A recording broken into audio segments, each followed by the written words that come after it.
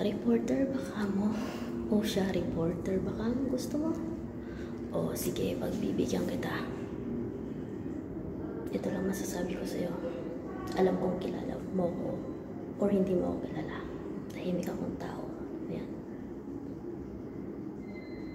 Gusto mo yata ng subukan si Linden. Joke lang.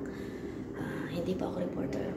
At unang-una, lagi kong sinasabi, napaka number 1 fan ko ng klabong na yan.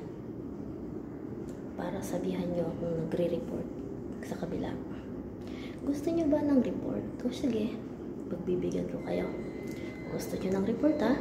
O sige, mag-umpisa tayo. Umpisa hanggang dulo. Sige, tingnan ko lang. Tahimik ako eh. Pero ito yung ginawa nyo sa akin. Sige, walang cut.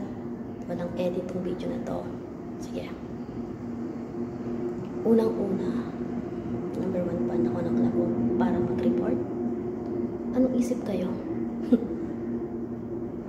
Sige. Kausapin niyo ako. Kinausap niyo ba ako? Hindi, di ba? Kundi ano, minaritis niyo pa.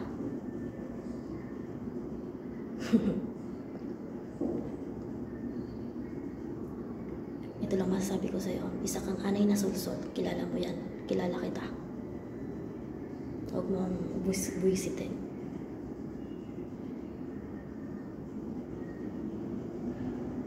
Gawin mo yung gusto mong gawin. Magmaritis ka, magsulsul ka. Fine. Hindi kita pipigilan. Dahil alam ko yung ginagawa ko. Mapapanood mo to. Sige, panoorin mo. Napaka-plastic mo. Napaka-plastic mo. Part 1 pa lang to. Sige, kasi may gagawin ako eh. Part 1 yan. Sundan na lang natin mamaya ng part 2. Medyo mahaba-haba na yun.